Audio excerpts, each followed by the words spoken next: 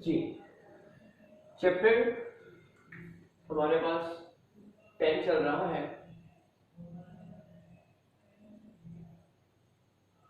उसमें nucleophilic substitution, unimolecular reaction और nucleophilic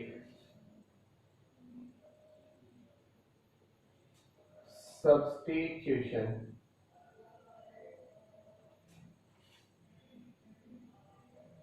बाइमॉलिक्यूलर reaction, ये दो रिएक्शन है जिनको हमने वाज़े तौर पे पढ़ना है। साथ में डिफरेंस भी इसका करी जाएंगे और साथ में इसकी चीजें भी ऐड करी जाएंगी।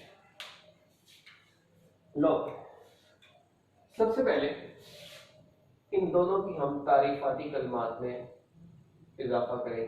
डेफिनेशन,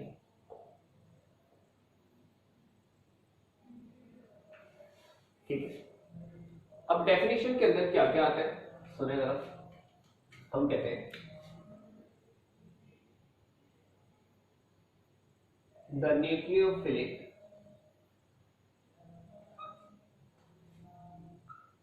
सब्स्टिट्यूशन रिएक्शन मैकेनिज्म, क्योंकि न्यूक्लियोफिलिक सब्स्टिट्यूशन रिएक्शन तो वही है ना जो हमने कहा था कि एक न्यूक्लियोफाइल आता है, एक न्यूक्लियोफाइल को रिप्लेस करता है, उसके अलावा तो बात कोई नहीं है। लेकिन उसके होने के दो तरीकों का नाम मैकेनिज्म है। तो मैकेनिज्म नंबर 1 चल रहा है, सही है। The nucleophilic substitution reaction mechanism in which CX bond breaking and CNU bond formation takes place in a single step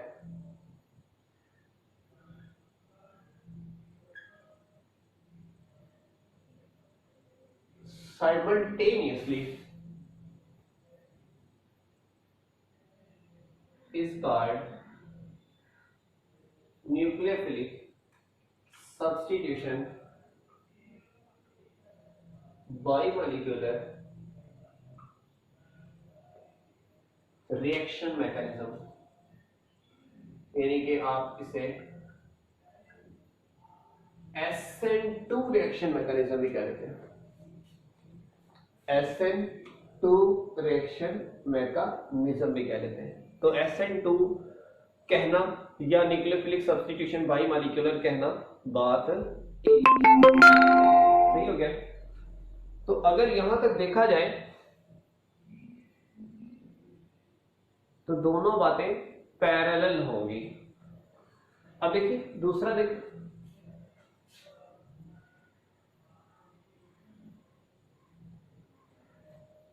the nucleophilic substitution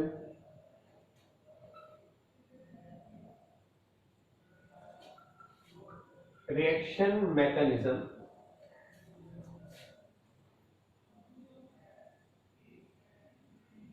in which first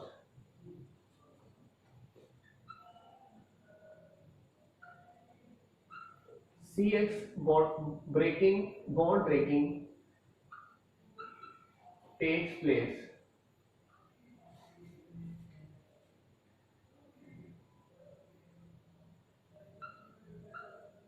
in first step and then CNU bond formation takes place in second step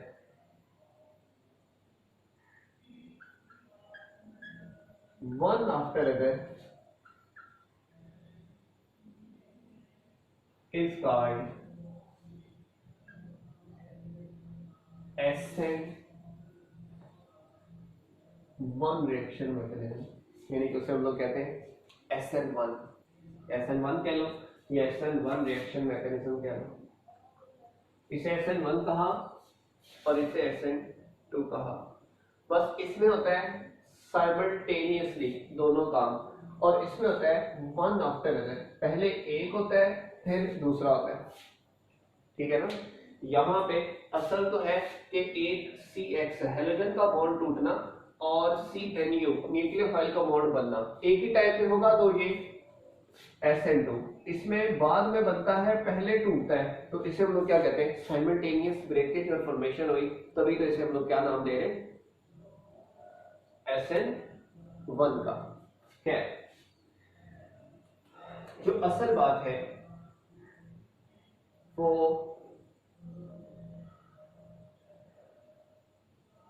number of steps है, okay, number of steps है। हम कहते हैं it have only one step mechanism, it have two steps involved in its mechanism। इसके अंदर सिर्फ एक step होता है और इसके अंदर कितने स्टेप्स होते हैं, दो स्टेप्स होते हैं। एक बात हो, दूसरी बात होगी, अब जो असल चीज है जो सब पे भारी है, ठीक है, जो सबसे ज्यादा इंपॉर्टेंट है, वो नंबर ऑफ स्टेप्स के बाद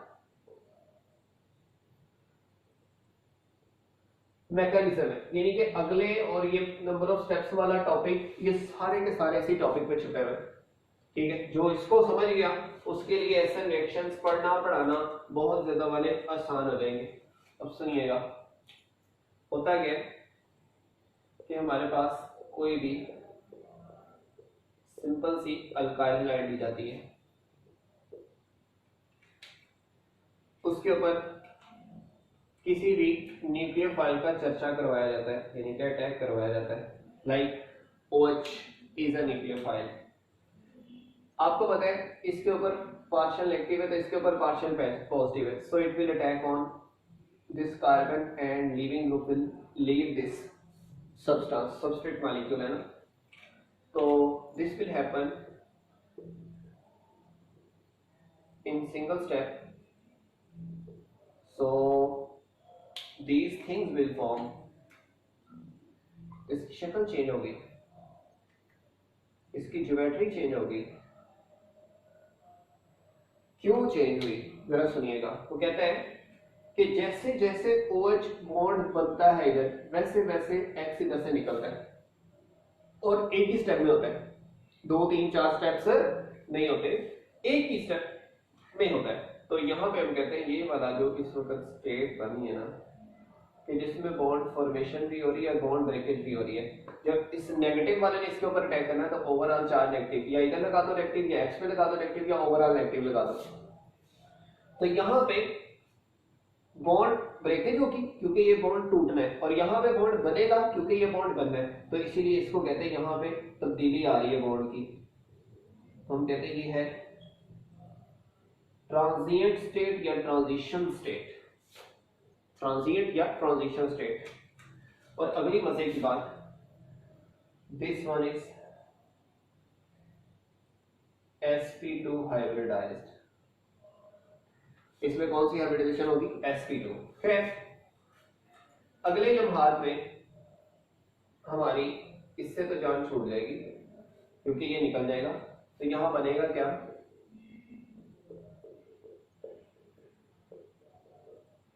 और साथ में X नेगेटिव बन गया, लीविंग ग्रुप लीव कर गया और ये बन गया। अब यहां पे हमने याद रखना है 100 परसेंट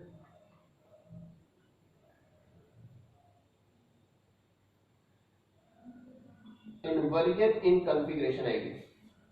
100% इनवर्जन इन कॉन्फ़िगरेशन का मतलब कि ये जो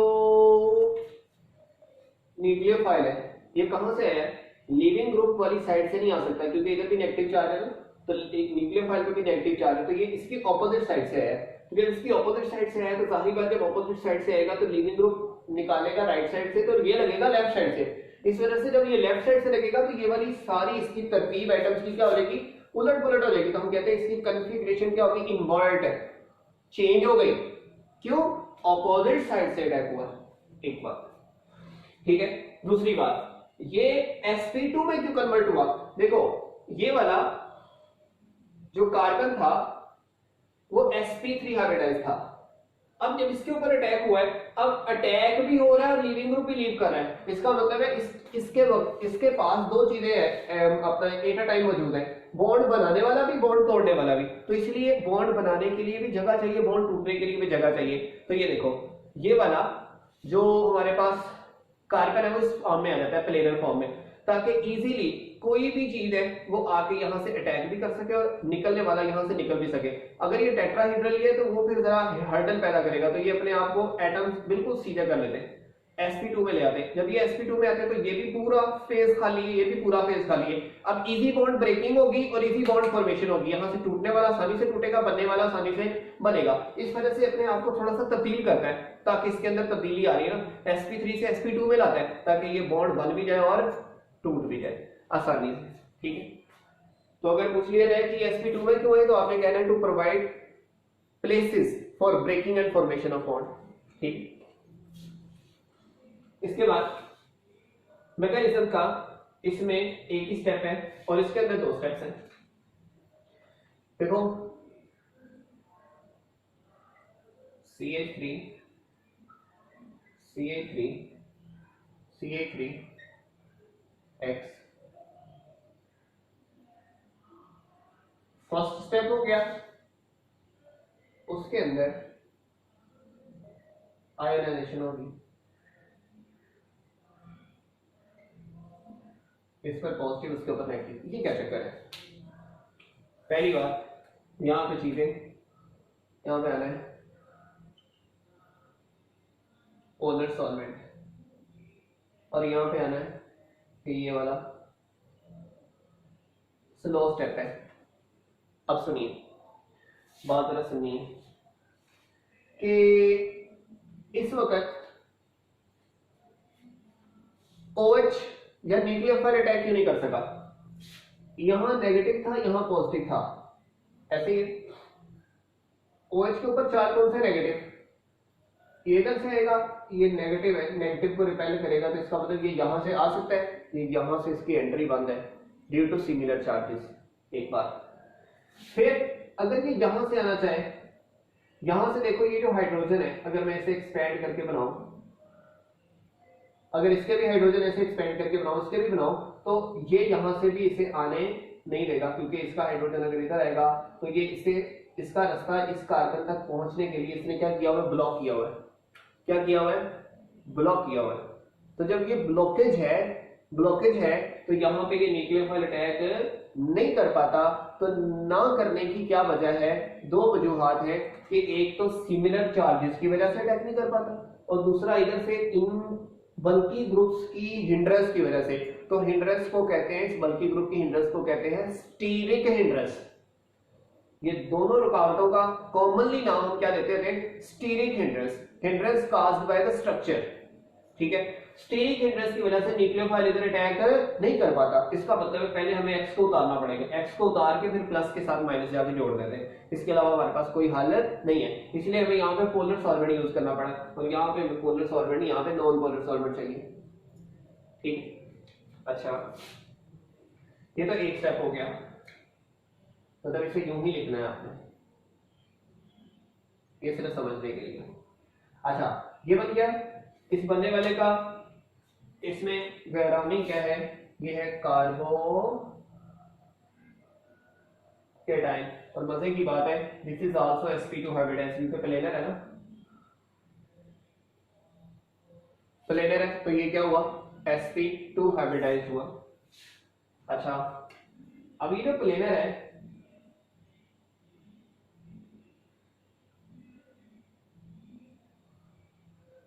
यहां पे अब न्यूक्लियोफाइल ने अटैक करना है,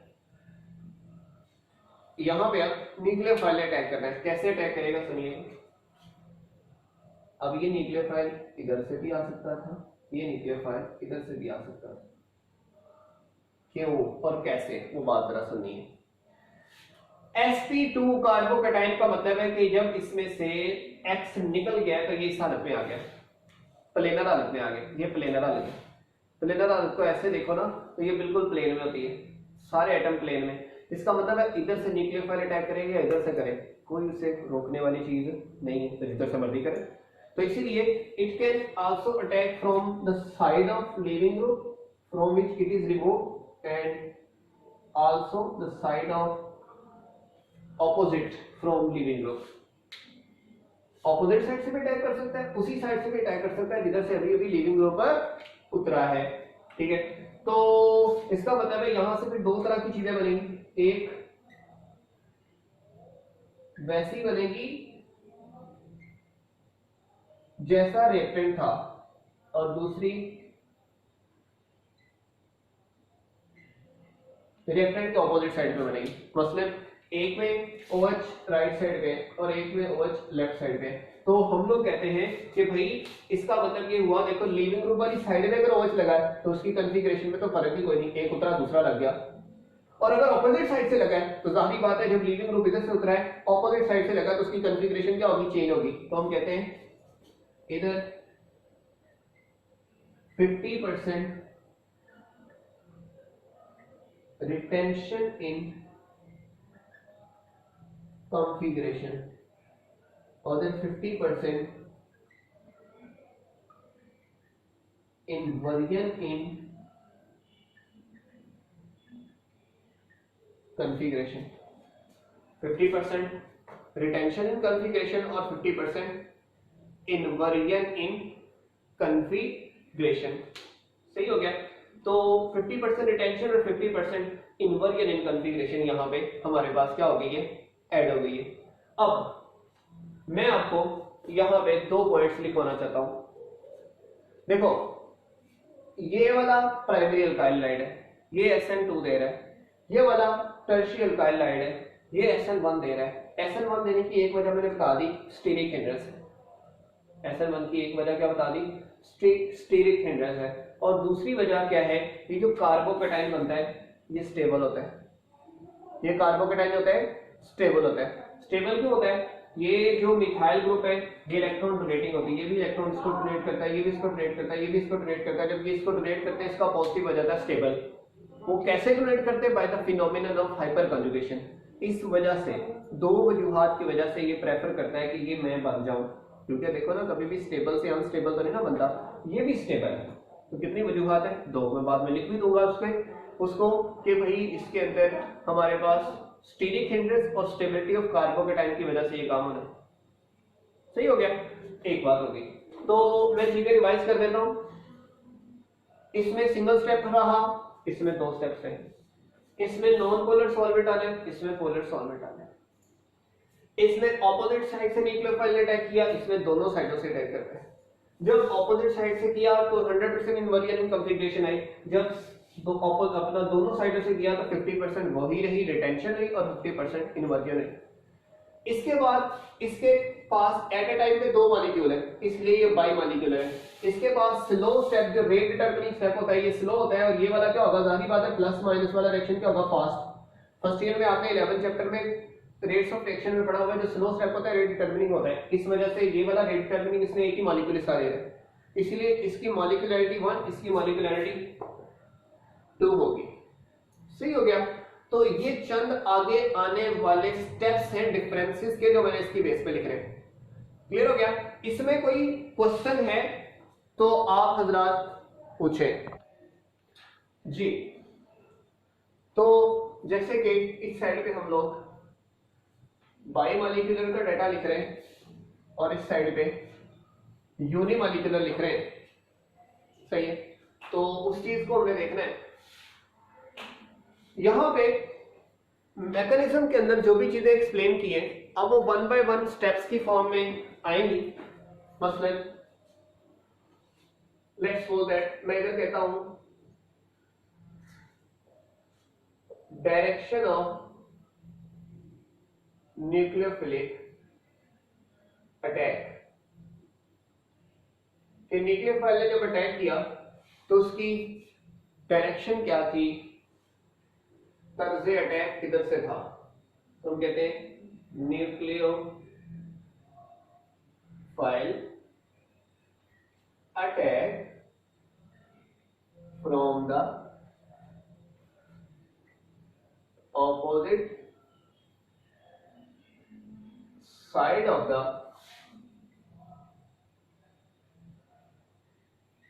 लीडिंग ग्रुप।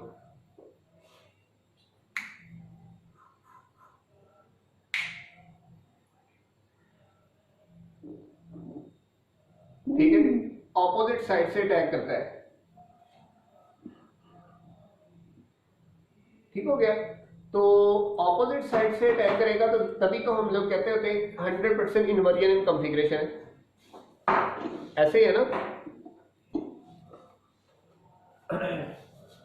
अब देखें यहां पे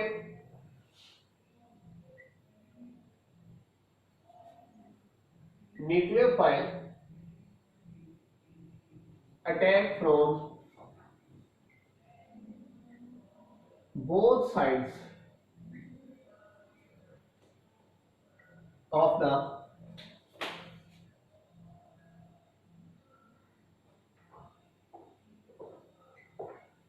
लिविंग ग्रुप। ये लिविंग ग्रुप की दोनों अतराफ से रिएक्ट करता है, सही, यानी कि मतलब कि जिधर लिविंग ग्रुप उतरे उस साइड से भी और जिधर से लिविंग ग्रुप का मतलब कि लगा हुआ था उसकी ऑपोजिट साइड से भी, दोनों तरफ से अटैक करते हैं।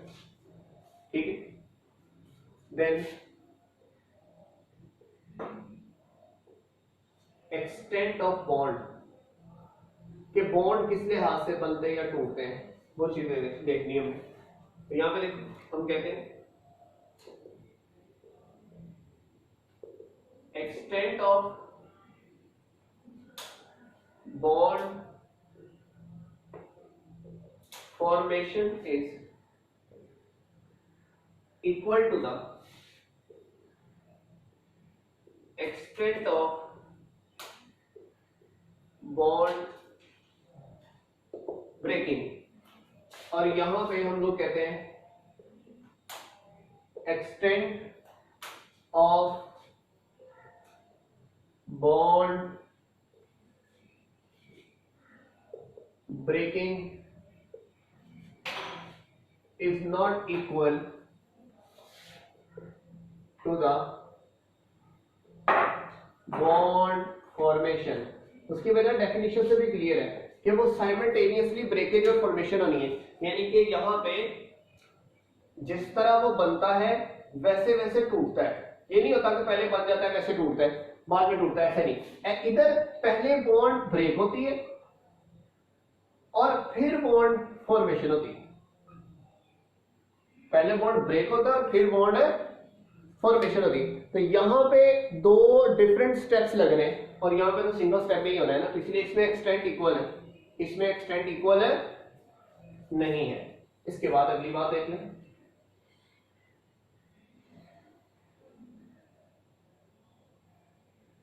चेंज इन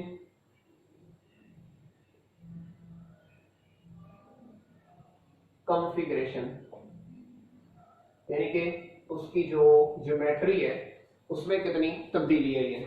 तो हम कहते हैं यहां पे there is 100% inversion in configuration due to attack of nucleophile from opposite side, क्योंकि न्यूक्लियोफाइल ऑपोजिट साइड से अटैक करता है इसलिए कितने परसेंट कॉन्फ़िगरेशन में चेंज आती है, 100%। और यहां पे हम कहते हैं there is 50% retention and 50% inversion in configuration because nucleophile attack from both sides। यहां से दोनों तरफ से इफेक्ट करता है ना, इसलिए हम लोग कहते होते हैं कि भाई यहाँ पे दोनों तरफ से है तो इसलिए 50% वही होगा, 50% उसके उलट होगा। यहाँ पे ऑपोजिट साइड से इसलिए 100% चेंज इन कॉन्फ़िगरेशन आनी, इन्वर्जन इन कॉन्फ़िगरेशन आनी। उसके बाद हम कहते हैं चेंज इन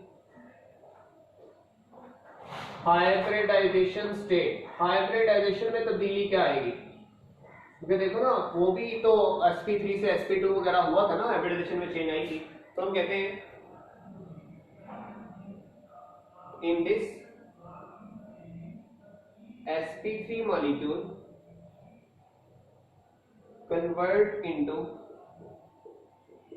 sp2 transition state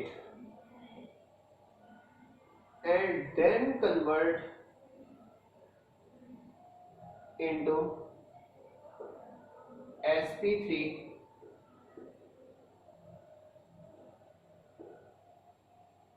substituted molecule। अब इसमें देखिए इन दिस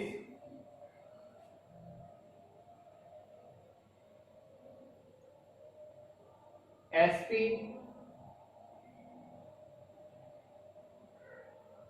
molecule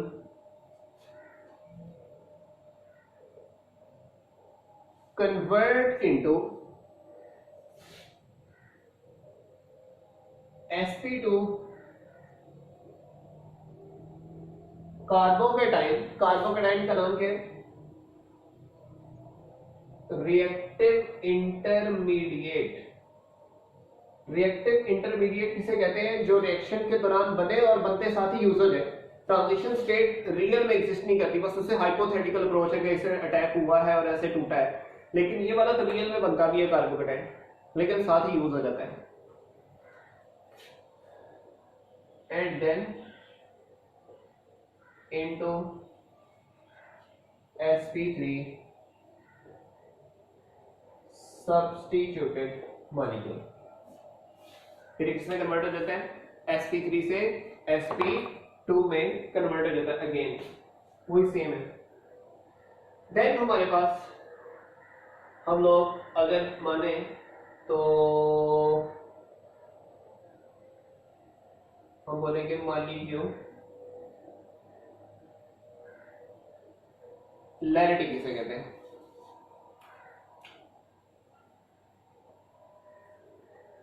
इसमें कहते हैं it's molecularity is 2 because 2 molecules take part in reaction. क्योंकि 2 मॉलिक्यूल हिस्सा ले रहे हैं और रेट डिटरमिनिंग स्टेप भी वही है, इसलिए इसमें रेट डिटरमिनिंग स्टेप बताने का फायदा क्यों नहीं, क्योंकि एक ही स्टेप है, सिंगल स्टेप ही है। ठीक है, इसमें कहते हैं it's molecularity is 1 because only 1 molecule is taking part in rate determining step। क्योंकि इसमें डबल स्टेप था ना, इसमें सिंगल स्टेप था। जो डबल स्टेप होता है जाहिर बात है उसके अंदर एक स्लो होता है और एक फास्ट होता है, और जो स्लो होता है उसके अंदर एक ही मॉलिक्यूल हिस्सा ले रहा है, यानी कि जो पहला है वो आयोनाइजेशन वाला। ठीक है, तो इस वजह से हम लोग कहते हैं कि रेट डिटरमिनिंग स्टेप में एक मॉलिक्यूल हिस्सा ले रहे हैं, इसी वजह से ये यूनिमॉलिक्यूलर है। ठीक है। और ये बाई मॉलिक्यूलर क्योंकि इसके अंदर दो मॉलिक्यूल साइमल्टेनियसली हिस्सा ले रहे हैं इसलिए बाई मॉलिक्यूलर है। फिर इसमें sp3 से sp2 में जाता है और फिर sp3 में जाता है। इसमें भी देखो sp3 से sp2 में जाता है और फिर sp3 में जाता है। फर्क है यहाँ कार्बोकेटाइन रिएक्टिव इंटरमीडिएट है और यहाँ पे ट्रांजिशन स्टेट बनती है, ये फर्क है। और यहाँ पे तो फिर सिंपल है ना, 100% चेंज इन कॉन्फ़िगरेशन और 50% वही रहेगी और 50% चेंज होगी। और वजह मैंने साथ ही आपको बता दी, ठीक हो गया, वजह मैंने साथ ही आपको बता दी, क्लियर हो गया। तो यहां तक देखिए ये चंद स्टेप्स थे जो एडिशनल इसके डिफरेंस में आते हैं, सही है। आप हेडिंग बना के SN2 में इधर से एक्सप्लेन कर सकते हैं, SN1 में इधर से एक्सप्लेन कर सकते हैं, ठीक हो गया। तो अब 4 स्टेप्स और रहते हैं वो हम लोग करने लगे इसके डिफरेंस के, क्लियर होगी बात यहां तक। इसके बाद हम लोग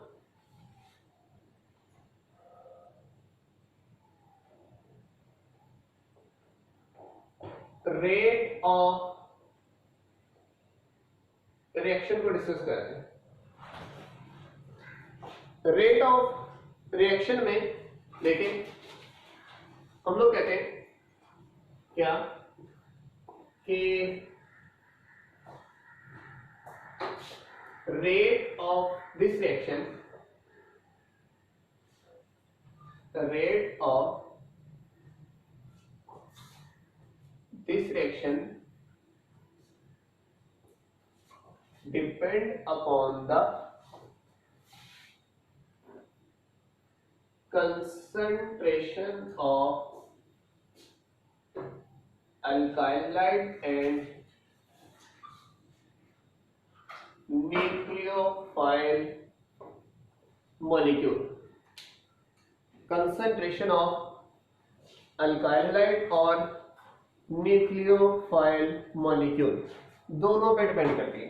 और इसमें हम कहते हैं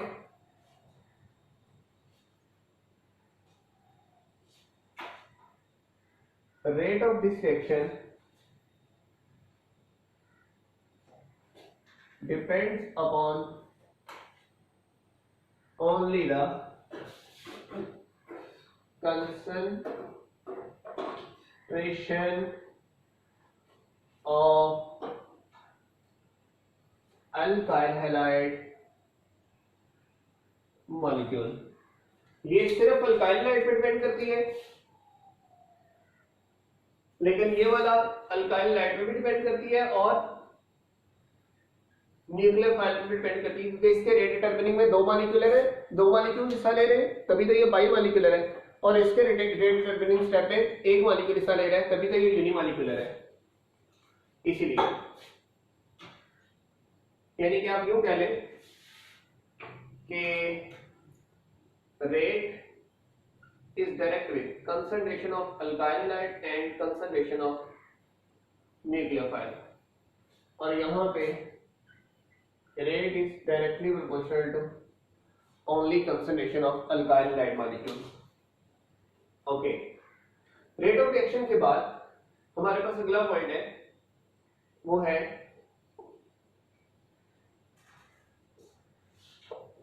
रेट इक्वेशन का।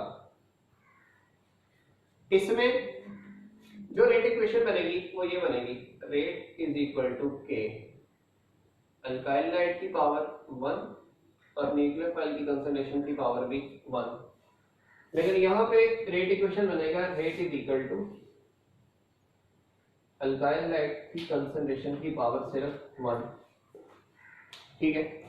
अब जो बेसिक चीज है वो जो हमें रेट इक्वेशन से निकालनी है वो है ऑर्डर ऑफ रिएक्शन। इससे हमें क्या पता चलता है, ऑर्डर ऑफ रिएक्शन वो क्या है उस समय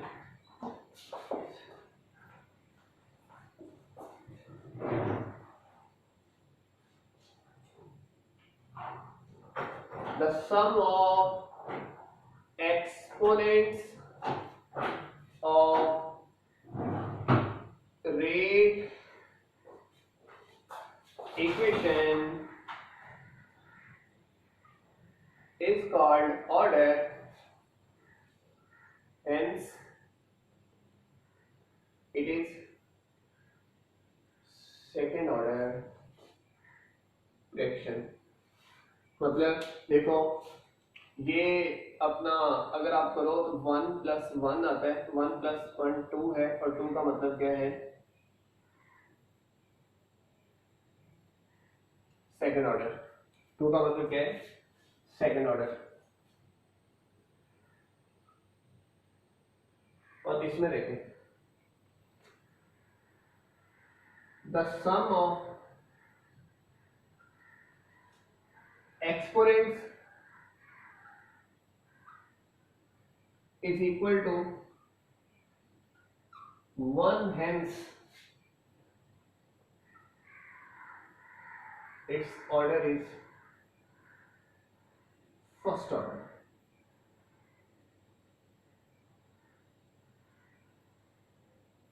ये फर्स्ट ऑर्डर है क्योंकि इसके जो सम ऑफ एक्सपोनेंट्स हैं इसके आते हैं 2, इसलिए ये सेकेंड ऑर्डर, इसके आते हैं 1, इसलिए ये फर्स्ट ऑर्डर। और सेकेंड लास्ट है नेचर ऑफ अल्काइल हैलाइड। अब देखो हम कहते हैं it is V1 by only primary alkyl halides and sometime by secondary in polar solvent। Polar solvent जब होगा, पोलर सॉल्वेंट जब होगा तो ये वाला सेकेंडरी भी सॉरी पोलर नहीं, नॉन पोलर, तो सेकेंडरी भी SN2 देगा। और हम कहते हैं it is given by only tertiary alkyl halides and because of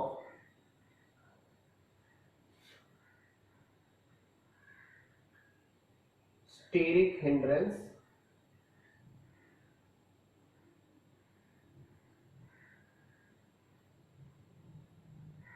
and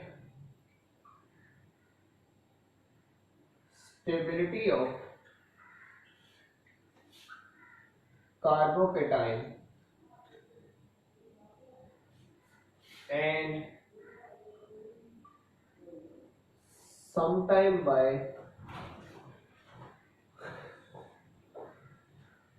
secondary alkyl halide in polar solvent।